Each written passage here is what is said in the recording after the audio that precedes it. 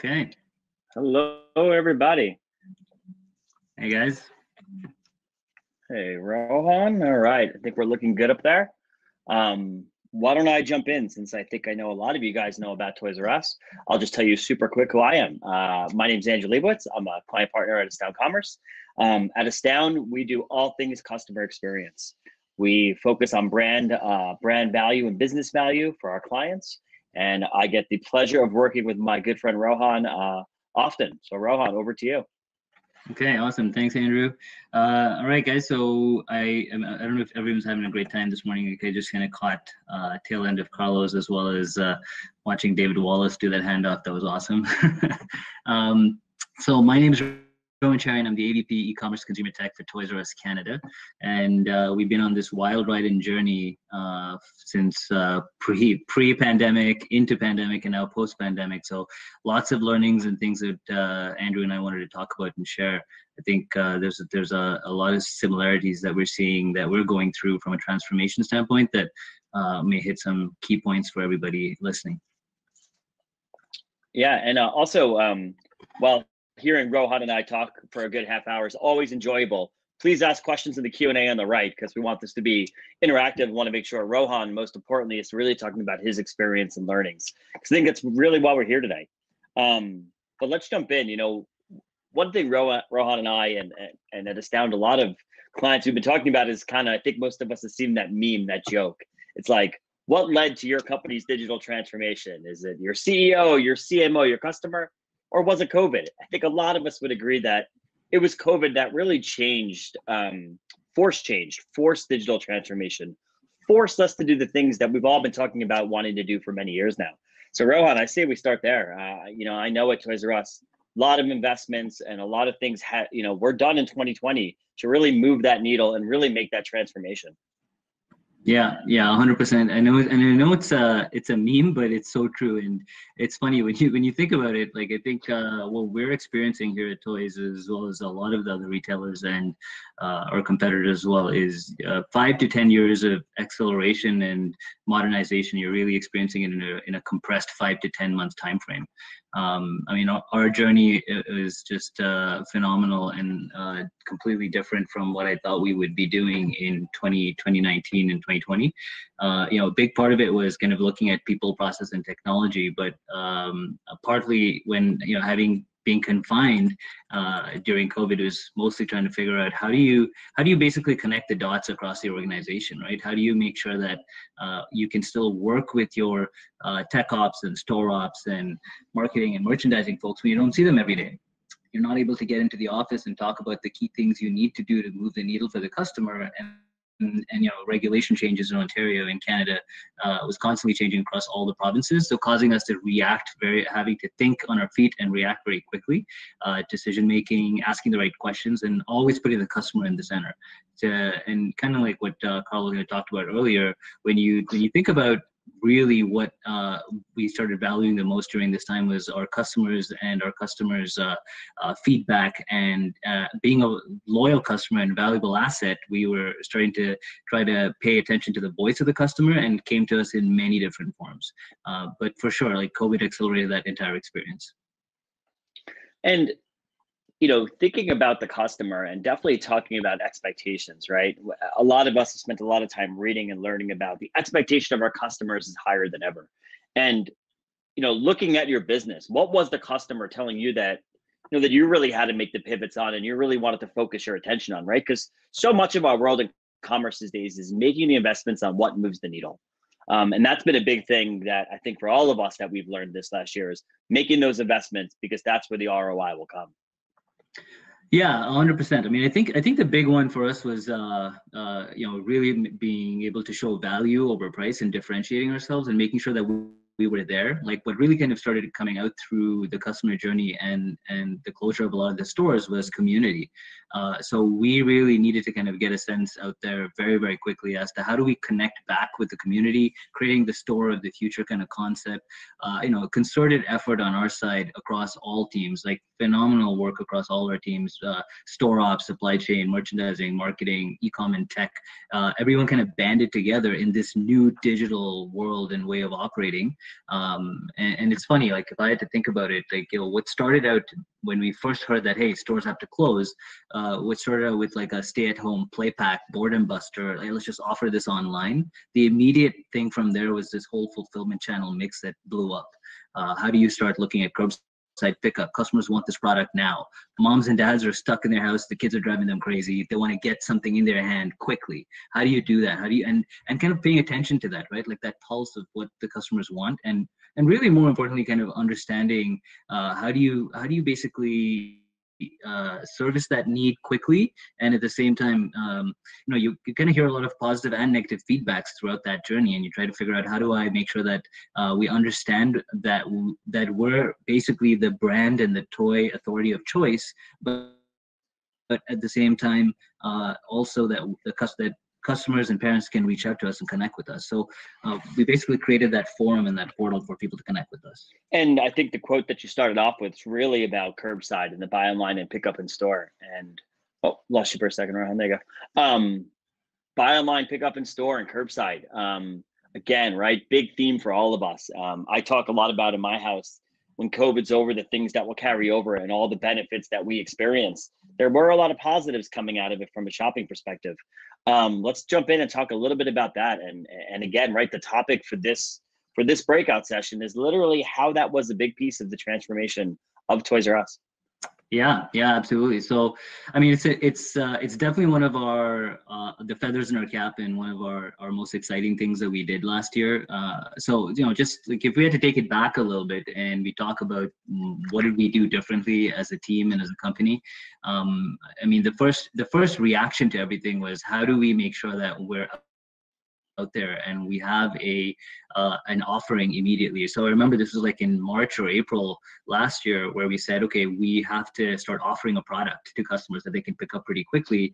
And we basically created this whole product offering called stay-at-home play packs. And then after that, it was like boredom busters that came from there. But very, very quickly, and you have to remember, at this point in time, our curbside pickup, or which it wasn't called that or coined that, it was just an in-store pickup channel, was typically about 5 to 10%, maybe 15% of our overall mix. Everything else was shipped to home or basically customers coming into the stores. So we had to really quickly think on our feet and come up with ways of not only marketing that, designing that, thinking about how to merchandise all the products together, work with the store ops teams and the e-commerce teams and technology teams to bring all those pieces together, and then at the same time avoid the bottlenecks that show to the parking lots, right? So when the parents all flood to the parking lots, all of a sudden you have this whole traffic jam that happens, and some of it was happening in the winter as well. So it's kind of interesting when you think about that journey. We instantly looked at it and said, okay, well, let's make sure that we're there and we're playing and we're participating. And we were, I think very quickly, we were one of the top retailers out there offering that. And it was practically overnight, all the way into integrating things like SMS texting and things that, like technology that we didn't actually have like a month ago, we basically turned on overnight. And integrating all those pieces was really critical.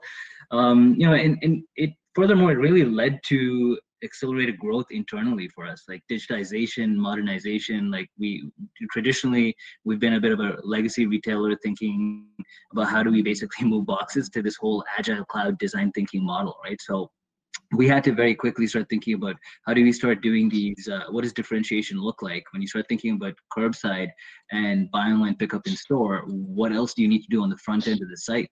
So working with the right e-commerce partners, Salesforce, you guys, Signifyd, really making sure that we were there, we were available, and I think we heard that before, like the bottom of the funnel has the highest revenue per visit. So we need to make sure that our customers are not stuck or caught in the bottom of that funnel, kind of not really kind of coming back in their purchase journey. So it was super, super important that we basically had that offer right up all the way through, and it was visible on the website. So we not only had to do design touch points and functional touch points. We were lucky, unlike a few others. In 2019, we had implemented Signifyd and we had already done some of these changes. So in 2020, we were positioned right in time for something like this. Not that that was our plan. We had to react to it very quickly to say, okay, how do we basically accelerate people through that funnel, not let legitimate customers get stuck in like a fraud portal, right? And we naturally use Signifyd as a key partner there. And then when I sorry to interrupt you, Ron, but you touched on two things that are super important for everyone that's listening. One, you have to remember, right? Us in the commerce industry, we may have recognized that all of a sudden stores became pick and pack warehouses overnight. They had to figure out how to do that, right? From square footage, from the traffic in the store, from people knowing what to do. From where I sat, I saw stores doing it, and that was a big undertaking. I know for Toys R Us, and I'm sure for others. And secondly was, I saw from where I sit at Astound being consultants, right? Working with a whole bunch of brands. I was able to witness some brands that tried to mimic what Rohan's talking about here with turning on the buy online and pick up in store. But when you don't have that strong foundation, you don't have the Signifyds in place for fraud. You don't have a strong e-commerce platform. You don't have your inventories humming in your OMS in line. It was very difficult for stores to get up to speed. And I always applaud brands like Toys R Us, and I'm sure a lot of other people that are on this that made these investments early on because they saw it. Those are the brands that really, I don't like using the word benefit, we're ready for this COVID surge that hit our retailers. And I think for anything coming off today, I think Rohan and I would both agree, for everybody, it's a good learning, right? The things we talk about in our industry aren't just buzzwords, right? These are trends that we need to be on top of. Omnichannel, buy online, pick up in store, right? These things took off quick. So really important to do those things early so you're ready, because you never know what's going to come. So sorry, Ron, I didn't mean to interrupt you, but that's a great point, Andrew, and I think that was something that we had to really think about, right? Like it's widely known that online sales never really are overly profitable for retailers. It helps you kind of connect the dot between physical and online, but there's all the shipping costs, there's the labor that's involved, and the number of times you touch a product. I mean, we had to think about that quite a bit when we thought about basically offering curbside pickup, and having somebody. At one point, I remember we had to make sure that we had somebody at the front of the store outside as a welcome team, and kind of spraying everything down and wiping it all down and wiping carts down. And we were like, okay, well, there's a cost to that. There's a cost to doing all of those things, and we had to think about that ahead of time. And also when we did the DoorDash, which was really kind of became our feather in the cap, and they were a great partner for us in that exercises, we had to make sure that we were available and always ready, and we almost had to look at it and say, okay, we have now another avenue, another channel. Granted it was small, but enough to basically get us out there and say we also play here, kind of like a me too, that we have this feature and this offering as well. And moms and dads really wanted to take advantage of that. What was interesting about it was the fact that we had to now make sure that, other than the fact that you had parents and family members coming to the community stores to pick up their toys, you also had dashers lining up at the store, right? So you had this other lane of, okay, make sure that you're really organized within each store, and every store kind of managed and came up with their own model and methodology that we had to streamline nationally and make sure everyone had a sense of how are we going to operate. Here's what the dashers are going to pick up, and here's where everyone else is picking things up. So it kind of like started as chaos, but very quickly we had to get organized. And when you think about that, it kind of goes back to the topic of, how do you work throughout an organization in a connected form when you're like physically disconnected, right? And that's basically like a big part that we had to kind of accelerate very, very quickly in how we modernize and how we digitize things. It kind of started with beginning with the end in mind, failing fast, testing everything, measuring everything. Granted, we didn't really know what questions to ask. And at the same time, we weren't really sure if we had the right measurement metrics and the ROIs and the KPIs to measure. But we definitely tried to do one thing, and then you'll hear that constantly in today's sessions at Flow, is keeping the customer in the center. right? Making sure that you know that the customer is in the center and the journey mapping is extremely key to the overall journey that you're trying to achieve for the customer in the end. Rohan, there was a question I'll ask in a minute, but I did want to touch on two things as well, right? So first off, whoever thought we were talking about Toys R Us and DoorDash in the same sentence on delivering commerce. So that's just pretty cool in itself that that's where we are in this world. And secondly, you know, I've been talking a lot about and reading a lot about and thinking a lot about pivotal moments with brands. That moment with a brand where you interact, that you recognize that the loyalty to that brand is going to follow. You feel that connection. And I got to imagine, Rohan, DoorDash being one of those, being a parent right here with two kids who was ordering food, to think if I could have ordered food and a new board game just to keep the flow of quarantining kids going. To me, that's a pivotal moment. So, you know, I think that's good advice for brands out there, is to think about those moments when your brand, when your customers interact with your brand in that way, capitalize on that pivotal moment, track it, and think about it. And I got to think DoorDash was definitely one of those pivotal moments for you. Yeah, 100%. Like we didn't even think that was, you know, and kudos to the leadership team and the folks that kind of came up with the combination and the offerings. Like we didn't even think that was actually going to be something that would differentiate us. And it's funny, like to this day, when we implemented it, it was a test and learn model. We did it without integrations, completely manual, and we said, okay, let's just try and see how this is going to work. And you know, it's nuts. Like we basically, like, it became this challenge and this goal that we said, okay, let's turn this thing on pretty quickly. We turned it on in less than 4 weeks or 3 weeks. Yeah. End-to-end testing, design, front-end development, back-end flows, because it wasn't fully integrated through APIs. So at that point, we looked at it and said, okay, I hope this kind of works out. And it was just purely through this operational test and learn model. Our frontline teams and our operational teams did fantastic work. Our customer service teams did amazing work on it. Marketing teams did design work on it so that it was visible to the front end on the site. So people exactly kind of knew what they were getting, but they also exactly understood that, okay, this is a new channel. It's a new opportunity to test this out. So it started out experimental, but then very quickly turned out that you could get your toy order before you would get your pizza order on Uber, right? And Ron, any stats you could share about DoorDash, like yeah, roughly percentages, orders, like, yeah, curious. Yeah, for sure. Like we basically I think lifetime we've probably done about 120,000 DoorDash orders since we turned this thing on, just shortly around the pandemic last year when it started. And average, like a dasher comes in and out of our stores every 12 to 15 minutes. There's a dasher there. They're waiting no longer than 4 minutes. They're in and out. Again, kudos to the team. It's all done manually. It's just operational excellence, right? And we're still refining that and optimizing that. And average delivery time for an order is anywhere between, I mean, at the peak, it was like 20-25 minutes for a toy order, right? Wow.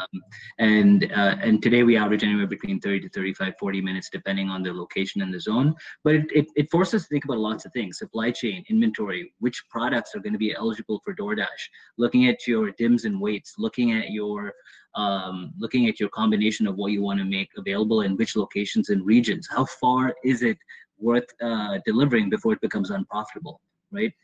So last mile partners became a key thing that we started thinking about. And there was a lot of metrics and thinking around that, but measurements, we didn't go down the path of analysis paralysis.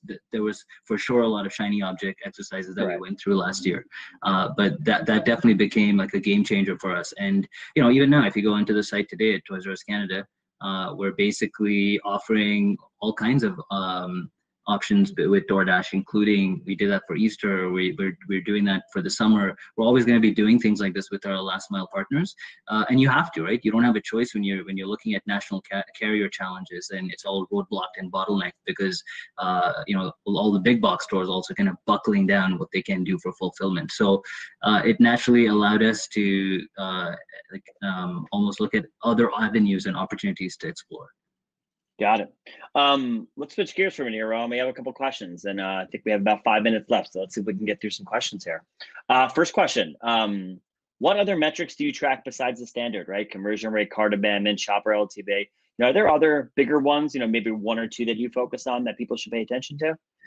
Yeah, we look at we're looking at lifetime value and customer retention rates, refund return rates, sales to demand margin rates. Those are all things that we do look at. I mean, when it comes to e-commerce channel and fulfillment, there's also the whole when you look at your demand metrics.